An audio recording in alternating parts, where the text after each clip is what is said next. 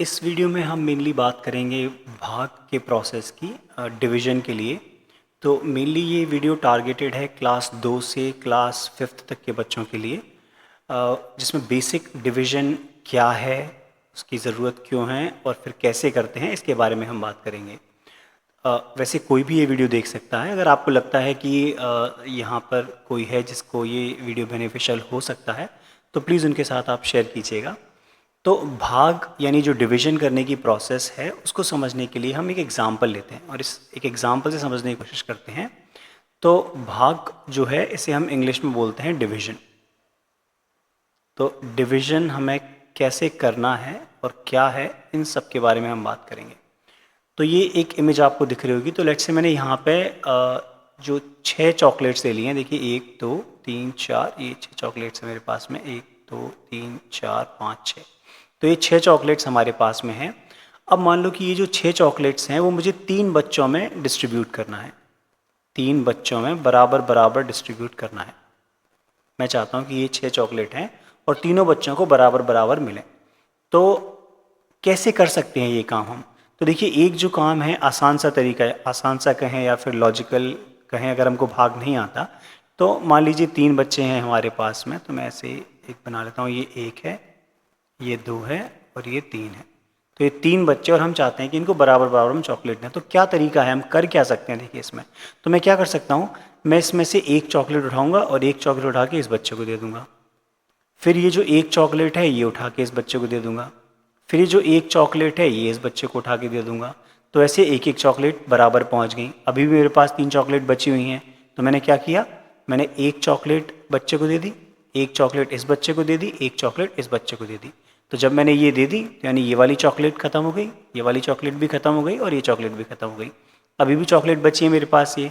तो मैंने क्या किया, अब मैंने ये वाली जो चॉकलेट है ये चॉकलेट उठा के इस बच्चे को दे दी, तो इसको दे दी। फिर ये जो चॉकलेट है ये इस बच्चे को दे दी, फिर ये चॉकलेट है ये इस बच्चे को दे दी। तो यहाँ पे इसके पास एक चॉकलेट और आ गई, इसके पास भी एक और चॉकलेट आ गई और इसके पास भी एक और चॉकलेट आ गई। तो लाइव प्रैक्टिकल हमने करके देखा सिंपल सी प्रोसेस से, तो हमें समझ में आ गई अगर मेरे पास 6 चॉकलेट हैं और मुझे अगर उन्हें 3 बच्चों में बराबर बराबर बांटना है तो हर बच्चे को कितनी चॉकलेट मिलेगी। तो यहाँ हम देख सकते हैं 1 2, इसको भी मिली है 1 2, इसको भी मिली 1 2, यानी सभी बच्चों को, एक इंडिविजुअल बच्चों को कितनी चॉकलेट मिलेंगी, 2 चॉकलेट मिल जाएंगी हमें। ये एक सिंपल सा एग्जाम्पल है कि अगर मेरे पास कोई भी चीज़ है और कुछ लोगों में मुझे उसे बराबर बराबर डिस्ट्रीब्यूट करना है, यानी बांटना है, डिवाइड करना है, तो ये हम क्या इस सिंपल तरीके से कर सकते हैं। अच्छा, यहाँ तो मैंने अभी ली थी केवल 6 चॉकलेट। अब मान लो कि मैं अगर ज़्यादा कर लेता, नंबर बड़ा कर लेता, तो मैं ज़रा इनको कॉपी कर लेता हूँ यहाँ से। तो ये 6 चॉकलेट हैं हमारे पास में ऑलरेडी, तो मैं इसे यहाँ पेस्ट कर देता हूँ और इस बार मैं 6 की जगह 12 चॉकलेट कर लेता हूँ मान लीजिए। तो अब हुए हमारे पास 12 चॉकलेट, और बच्चे भी इस बार मैं 3 की जगह 4 कर देता हूँ कि मान लीजिए अब 4 बच्चे आ गए हमारे पास में। तो ये एक बच्चा है, ये दूसरा बच्चा, ये तीसरा बच्चा और ये चौथा बच्चा। तो अब अगर हमारे पास 12 चॉकलेट हैं, यानी अब टोटल चॉकलेट्स कितनी हुई हमारे पास, टोटल चॉकलेट्स, जो टोटल चॉकलेट है हमारे पास वो हो गई हैं 12। और बच्चे कितने हैं हमारे पास में, चिल्ड्रन कितने हैं हमारे पास में, 4। तो अब मैं चाहता हूँ कि जो 12 चॉकलेट हैं वो मैं 4 बच्चों में बराबर बराबर बांटूँ। फिर से एक बार हम वही काम कर सकते हैं जो पहले किया था। तो मैं एक काम करता हूँ, ये एक एक चॉकलेट उठा के इनको देता चलता हूँ। एक इसको दे देता हूँ, एक इसको दे देता हूँ, ये एक चॉकलेट इसको दे देता हूँ और एक चॉकलेट इसको दे देता हूँ। और फिर हम देखेंगे हमारे पास कितनी बची हुई हैं। तो यानी ये एक, ये एक, ये एक और ये एक, ये 4 बच्चों में देनी है, तो ये बढ़ गई। तो यहाँ पे मैंने एक दे दी इसको, एक चॉकलेट ऐसे दे दी, एक ऐसे दे दी और एक ऐसे दे दी। अभी भी और चॉकलेट बाकी हैं, तो फिर आगे ही बढ़ जाते हैं, यानी ये वाली भी दे देते हैं। तो ये चॉकलेट एक, ये दूसरी, ये तीसरी और ये चौथी। तो फिर से पहुंच गई यहाँ पे। तो एक चॉकलेट इसके पास आ गई, एक इसके पास आ गई, एक इसके पास आ गई, एक इसके पास आ गई। अभी भी चॉकलेट्स बाकी हैं मेरे पास में। तो फिर से यही एक, ये 2, ये 3 और ये 4। तो ये भी पहुंच गई। तो यानी ये एक बच्चे के पास आ गई, ये एक और आ गई, ये एक और आ गई और ये एक और आ गई। और अब मैं देखूँ तो मेरे पास कोई चॉकलेट बची है क्या, तो कोई चॉकलेट नहीं बची है, सारी चॉकलेट ख़त्म हो चुकी हैं। तो अब आप आसानी से देख सकते हैं कि हर बच्चे को कितनी चॉकलेट मिली। इसको मिली 3 चॉकलेट, इसको भी मिल गई 3, इसको भी मिली 3 और इसको भी मिली 3। यानी अगर मेरे पास 12 चॉकलेट हैं और मुझे हर बच्चे को बराबर बराबर चॉकलेट देना है, तो हर बच्चे को कितनी चॉकलेट मिलेंगी? 3 चॉकलेट मिलेगी एक बच्चे को। तो अब आप समझ पा रहे होंगे कि हमें एक ऐसा काम है जहाँ पे करना होता है। क्या करना होता है हमें? हमें अगर कोई चीज़ बहुत सारी दी हुई है और अगर हमें कुछ लोगों में बराबर बराबर उन्हें बांटना है, तो फिर हम उन्हें कैसे कर सकते हैं? तो बांटना यानी डिवाइड है। अब ये देखिए, ये तो बहुत छोटे छोटे नंबर मैंने लिए थे, 6 लिया, 12 लिया, 3 बच्चे लिए, 4 बच्चे लिए। अब यही सोचिए कि मेरे पास कोई 1200 चीज़ें हैं या 12,500 चीज़ें हैं और वो मुझे 200 लोगों में बांटना है या 300 लोगों में बांटना है, तो ये प्रोसेस कितना कितना टीडियस हो जाएगा, है ना? कितना मुश्किल हो जाएगा, ये करना आसान नहीं होगा। तो इसलिए हमें ज़रूरत है भाग की, क्योंकि अगर हमको भाग करना आ जाएगा तो हम ये बहुत आसानी से ये काम कर सकते हैं। जैसे अगर मैं पहला एग्जांपल लूँ जहाँ हमने इतनी मेहनत की थी कि 6 चॉकलेट थी हमारे पास में और हमें उन्हें 3 बच्चों में बांटना था, तो मेरे पास था 6 चॉकलेट्स और इन 6 चॉकलेट को मुझे बांटना था, तो मैंने एक डिवाइड कर दिया। कितने बच्चों में? 3 में। तो अब अगर मैं 3 का टेबल पढ़ूँ, आपको आता हो, तो 3 टाइम्स 2 यानी 3 का पहाड़ा हम 2 बार पढ़ें तो उत्तर आ जाता है हमारा 6। तो देखिए यहीं पर मुझे बड़ी आसानी से उत्तर मिल गया कि अगर मुझे 3 बच्चों में 6 चॉकलेट बराबर बांटना है तो एक बच्चे को 2 चॉकलेट मिलेंगी, जो कि मुझे यहाँ मिल रहा था। इसी तरह अगर हम ये एग्जाम्पल देखें, यहाँ पे हमने लिया था कि जो टोटल चॉकलेट्स हैं हमारे पास में 12 हैं और ये 12 चॉकलेट मुझे कितने बच्चों में बांटनी है? 4 बच्चों में बांटनी है। तो अगर हमको मल्टीप्लिकेशन टेबल गुणा आपको आना चाहिए, तो आप यहाँ देख सकते हैं कि हम 4 की टेबल को अगर 3 बार पढ़ेंगे, यानी 4 का पहाड़ा 3 बार पढ़ें, तो 4 तिये 12, 4 टाइम्स 3 इज 12। तो यहाँ भी हमें आसानी से दिख रहा है कि अगर मुझे 4 बच्चों में 12 चॉकलेट बांटनी है तो हर बच्चे को 3 चॉकलेट मिलेगी। तो कितना आसान काम हो गया ये। तो यहीं से हमें समझ में आना चाहिए कि हमें भाग की क्यों ज़रूरत है। हमें भाग की इसलिए ज़रूरत है कि जब कुछ चीज़ें हमें बराबर बराबर बांटनी हो तो फिर हम आसानी से कर सकते हैं, अगर हमें भाग लगाना आ जाए तो ये तो भाग की ज़रूरत है। अब कैसे करते हैं इसको हम समझते हैं। तो सबसे पहले हम सिंगल डिजिट से समझेंगे कि एक डिजिट से हम कैसे भाग लगाते हैं और उसके बाद हम नंबर्स बढ़ाते जाएंगे ताकि आसानी हो। बहुत बेसिक से चलेंगे। ये वीडियोस आप छोटे बच्चों के साथ शेयर कीजिए, उन्हें देख के समझने में बड़ी आसानी होगी। तो सबसे पहली जो टेबल वो याद करते हैं वो 2 की करते हैं, तो हम सबसे पहले उसी से करके देखते हैं। तो मान लीजिए सिंपल सा नंबर है मेरे पास 18 और मुझे इसमें भाग लगाना है 2 से। तो सबसे पहले तो हमें ये सिंबल समझ में आने चाहिए कि 18 मैंने यहाँ लिखा है सबसे पहले 18। ये जो सिंबल बना है ये है भाग का, डिवीजन का, और ये जो लिखा हुआ है 2, यानी 2 से भाग लगाना है 18 में। सबसे पहले आपको ये समझना होगा कि यहाँ जो नंबर लिखा हुआ है सबसे पहले इसमें भाग लगाया जाता है, और किससे भाग लगाया जाता है? जो यहाँ पे नंबर लिखा होता है इस नंबर से। तो अब मुझे भाग लगाना है, तो इसको हम थोड़ा सा अरेंजमेंट भी करते हैं। तो 18 को मैंने ऐसे यहाँ लिख दिया और ऐसे हम बीच में ब्रैकेट्स जैसे बना लेते हैं, एक ये और एक ये यहाँ पर, और यहाँ पर हम लिख देंगे 2। तो अब इसमें जिस नंबर में हम भाग लगाना चाहते हैं वो बीच में होगा और जिस से भाग लगाना चाहते हैं वो यहाँ होगा। तो ये एक्सपेक्टेड है सबसे पहले कि अगर आपको भाग सीखना है तो आपको मल्टीप्लिकेशन टेबल्स आने चाहिए, यानी जो पहाड़े होते हैं आपके, वो पहाड़े आपको आना बहुत ज़रूरी है। तो अगर अभी आपको पहाड़े याद नहीं है तो शुरुआत में आप उन्हें लिख सकते हैं। तो मैं यहाँ पर एक ऐसे लाइन खींच देता हूँ और यहाँ पहाड़ा लिख देता हूँ। तो कैसे पहाड़े आपको याद करना चाहिए? तो मुझे लिखना है 2 टाइम्स 1 इज़ इक्वल टू 2, यानी आपको ये पता होना चाहिए। ये मैं इसलिए बता रहा हूँ, मैंने कई बार देखा बच्चों से, जब मैं पूछता हूँ कि आपको पहाड़े आते हैं, टेबल्स आती हैं, तो मैंने पूछा 2 की सुनाओ, तो वह सुनाते हैं 2, 4, 6, 8, 10, 12। तो वो क्या कर रहे हैं? उन्हें रट तो ली है टेबल्स, पहाड़े रट तो लिए हैं, पर उन्हें एक्चुअली समझ नहीं आ रहा कि वो 2, 4, 6, 8 इसका मतलब क्या है। तो जब आप पहाड़े याद कर रहे हैं, आप अपने बच्चों के लिए ये वीडियो देख रहे हैं, उन्हें पहाड़े याद करवा रहे हैं, तो उन्हें समझाइए कि आप जो बोल रहे हो 2, 4, 6, 8, अगर आपने ऐसे याद कर लिया ये 2, 4, 6, 8, 10, तो टेक्निकली वो शायद जोड़ रहे हैं, उन्हें बस ऐसे याद कर लिया वैसे। उन्हें ये समझाना है हमें कि 2 कैसे आ रहा है, 2 टाइम्स 1, यानी जब हम 2 का पहाड़ा एक बार पढ़ रहे हैं तो हमारा आंसर 2 आ रहा है। ऐसे ही 2 टाइम्स 2 जो है 2 का पहाड़ा जब हम 2 बार पढ़ रहे हैं तो 4 आ रहा है। ऐसे ही हम 2 टाइम्स 3 जब हम करेंगे तो उसका आंसर 6 आ रहा है। इंग्लिश में जब बच्चे याद करते हैं, मैंने सुना है वो कहते हैं 2 1 जा, 2 2 जा, 2 3 जा। तो 1 जा, 2 जा, 3 जा इसका मतलब क्या है? 1 जा 2 जा ये वर्ड क्या है? तो आप उन्हें समझा सकते हैं कि 1 जा मतलब एक्चुअली हम बोल रहे हैं कि 2 1s आर 2, जो हमने लिखा है 2 1s are 2, तो जो 2 2s बोल रहे हैं वो एक्चुअली 2s शॉर्ट में बोल रहे हैं, पर वो 2s है क्या, वो ये है कि 2 2s are 4। तो ये देखिए 2 2s are 4। तो जो शॉर्ट में वो याद कर रहे हैं, आप उन्हें समझा सकते हैं कि ठीक है आप रटने के लिए बोल रहे हो 2 1s are 2 2s are 2 3s are, पर आप उन्हें समझाइए कि 1s जो आप बोल रहे हो इसका मतलब है 2 1s are 2 2 2s are 4 2 3s are 6। ऐसे जब आप हिंदी में भी याद कर रहे हैं तो हिंदी में याद कीजिए उसको कि 2 एकम 2, ऐसे मत करिए 2 4 6 8, मतलब 2 का पहाड़ा जब आप एक बार पढ़ रहे हैं तो उसका आंसर 2 आ रहा है। ये डिवीजन के लिए बहुत ज़रूरी है, भाग तभी आपको आसानी से समझ में आएगा। तो ऐसे ही आप बच्चों को टेबल्स याद कराएं, शुरू में ऐसे ही याद करना चाहिए। तो इंग्लिश में अगर कर रहे हैं तो 2 4s are 2 4s जो आप बुलवा रहे हैं उसका मतलब वो समझिए कि 2 4s मतलब क्या है, 2 4s are 8। और हिंदी में आप कर रहे हैं तो 2 चौक 8, मतलब 2 का पहाड़ा जब आप 4 बार पढ़ेंगे तो 8 आएगा। तो ऐसे आपको टेबल्स को लिखना है, ऐसे लिखने की आदत डालना है शुरू में, बाद में फिर जब आपको समझ में आ जाएगा तो आप एक साथ लिख सकते हैं, कोई दिक्कत नहीं है। तो मैं यहाँ पे ये पूरी टेबल लिख दे रहा हूँ। आइडली आपको टेबल्स याद करानी है, कम से कम 10 तक टेबल बच्चों को याद होना ही चाहिए, बहुत ज़रूरी है। तो ये मैं पूरी टेबल लिख देता हूँ यहाँ पे। तो ये हमने 2 की टेबल लिख दी है और ये हो गया 2 टाइम्स 10 यानी 2 धाम 20।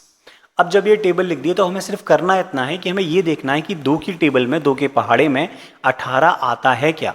तो अगर आप देखेंगे इस टेबल को तो यहाँ 18 आ रहा है। तो अब ये समझना है कि 2 की टेबल में 18 कितनी बार पढ़ने पे आता है। तो 2 का पहाड़ा जब हम 9 बार पढ़ेंगे यानी 2 9s are 18 यानी 2 नाम 18। तो ये जो 9 आया है यहाँ पर, इस 9 को हम लिखते हैं यहाँ पर। तो अगर आप हिंदी मीडियम में हैं तो आपको यहाँ सिखाया जाएगा लिखना 9, और अगर आप इंग्लिश मीडियम में हैं तो उसके लिए वो लिखने का तरीका थोड़ा अलग हो जाता है। वहाँ पर डिवीजन ऐसे सिखाते हैं कि यहाँ 18 लिख देते हैं और फिर ऊपर की साइड में वो नंबर लिखते हैं।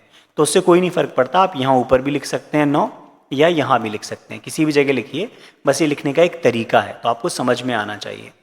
तो हिंदी मीडियम में ऐसे पढ़ाते हैं, यहाँ पे 9 लिख देते हैं, और इंग्लिश मीडियम में ऊपर यहाँ 9 लिखते हैं। तो इसका मतलब क्या है कि 2 का पहाड़ा जब मैं 9 बार पढ़ूंगा यानी 2 की टेबल 9 टाइम्स पढ़ते हैं तो उसमें 18 आ जाता है। तो ये लिखना आपको नहीं भूलना है, जो 9 बार आपने पहाड़ा पढ़ा है वो 9 आपको यहाँ लिखना है, क्योंकि यही आपका उत्तर होता है, यही आंसर होता है डिवीजन में आपका। तो हमने यहाँ पढ़ दिया 2 नाम 18, तो मैंने यहाँ 18 लिख दिया, और उसके बाद आपको घटाना है, सब्ट्रैक्ट करना है। तो घटा देंगे तो ये 8 में से 8 गया 0, 1 में से 1 गया 0, यानी हमारा ये उत्तर आ गया। यहाँ भी ऐसे ही करेंगे, तो ये सिर्फ लिखने का तरीका बदला है और कुछ नहीं है, पर काम हम वही कर रहे हैं जो यहाँ कर रहे हैं। तो ये दोनों एक ही चीज़ है, चाहे तो आप ये वाले तरीके से लिख सकते हो और चाहो तो आप ये वाले तरीके से लिख सकते हो। अब ये जो हमने लिख दिया है, ये जो टर्म है, इन टर्म्स के नाम भी आपको पता होना चाहिए। तो मैं यही लिख रहा हूँ, अगर आपको शुरू से पता हो जाएंगे तो बहुत अच्छी बात है। तो मैं एक बार ऐसे ही लिख रहा हूँ जैसे हिंदी में हम लिखते हैं। तो ये 18 मैंने यहाँ लिखा हुआ है, यहाँ मैंने 2 लिखा हुआ है, यहाँ मैंने 9 लिखा है, और ये हो गया हमारा 18। और जब मैंने इसको घटाया तो ये आंसर आ गया हमारा 0। अब इसमें कौन कौन सी चीज़ को क्या बोलते हैं ये समझ लिया। तो जो 18 लिखा हुआ है इसको हम बोलते हैं डिविडेंड, इंग्लिश में बोलते हैं डिविडेंड, हिंदी में हम इसको बोलते हैं भाज्य। तो हमारा इस प्रश्न में जो डिविडेंड है वो क्या है, वो है 18। जिससे भाग लगाते हैं उसको हम बोलते हैं डिवाइजर। डिवाइजर, डिवाइजर का मतलब होता है भाजक, हिंदी में बोलते हैं हम इसको भाजक। तो हमारा डिवाइजर क्या है जिससे हमने भाग लगाया है, वो है 2।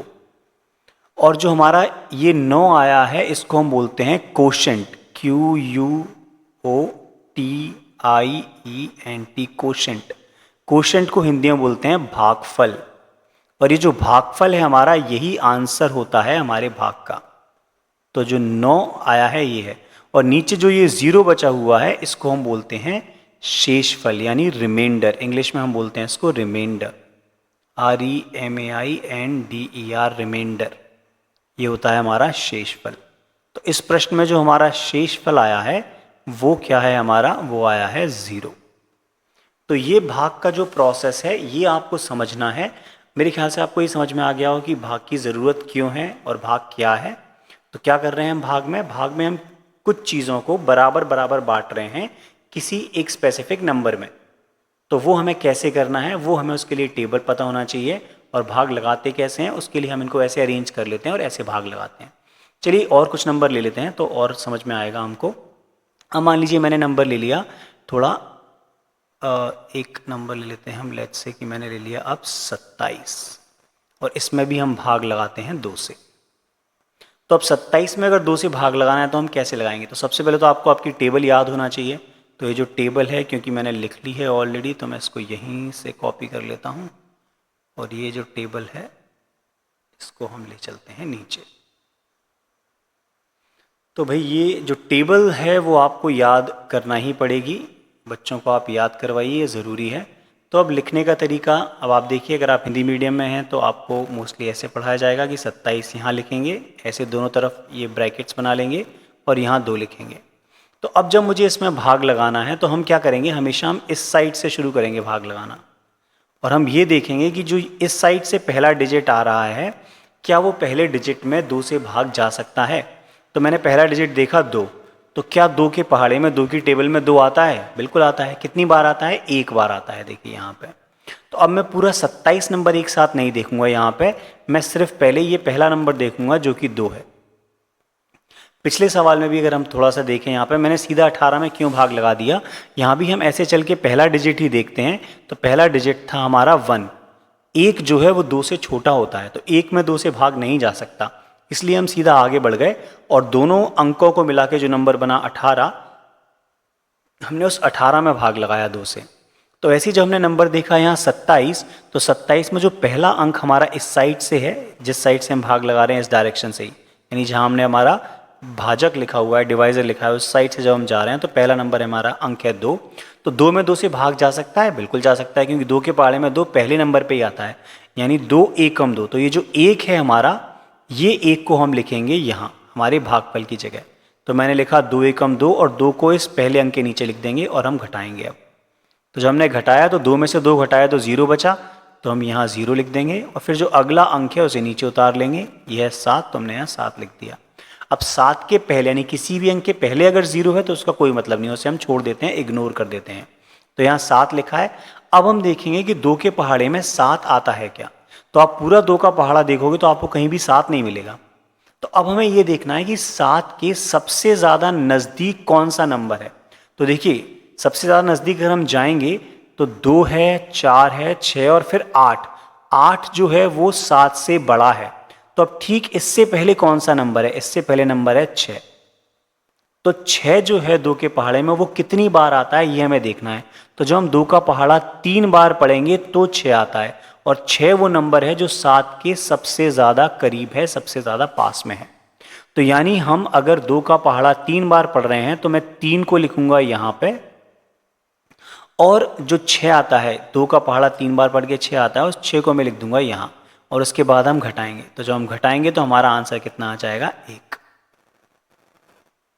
तो इस बार हमारा जो बचा है शेषफल बचा है, मैंने इसे आंसर कहा पर आंसर ये हमारा फाइनल नहीं है। घटाने का आंसर 1 है, भाग का हमारा जो आंसर आएगा वो आंसर होगा हमारा 13। भाग जब भी हम लगाते हैं उसका जो आंसर होता है हमारा, वो आंसर होता है भागफल यानी कोशेंट।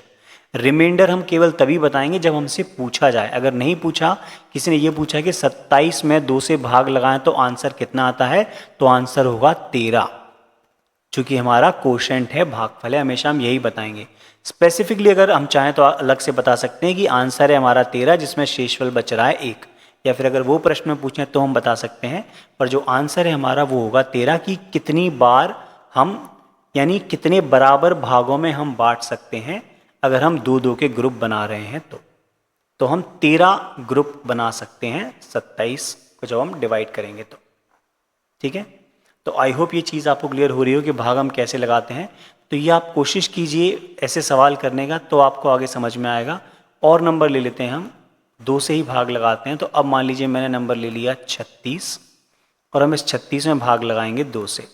फिर से पहाड़ा हमको याद होना चाहिए, अगर नहीं है तो मैं यहाँ लिख लेता हूँ। अभी ये पहाड़ा है, ये आप शुरू में जब भी आप भाग लगा रहे हैं तो टेबल अलग से बना सकते हैं। फिर हम भाग लगा के देखते हैं, तो मैं 36 को यहाँ लिख लेता हूँ, और उसके बाद में 2 को यहाँ लिखता हूँ, और ये ऐसे कोष्ठक बना लेते हैं। तो अब फिर से हम क्या करेंगे, यहाँ से पहले पढ़ना शुरू करेंगे। तो सबसे पहला अंक देखेंगे हमें 3। तो क्या 3 2 से बड़ा है? हाँ, 3 2 से बड़ा है, यानी हम 2 से 3 में भाग लगा सकते हैं। तो अब हम देखेंगे कि 2 के पहाड़े में, 2 की टेबल में कहीं 3 आता है क्या? तो कहीं 3 नहीं आता 2 के पहाड़े में। तो फिर हम देखेंगे ऐसा नंबर जो 3 के सबसे ज़्यादा पास है। तो 3 के सबसे ज़्यादा पास जो नंबर है वो है 2। तो अब 2 कितनी बार आता है, कितनी बार 2 का पहाड़ा पढ़ने पे आता है? एक बार पहाड़ा पढ़ने पे आता है।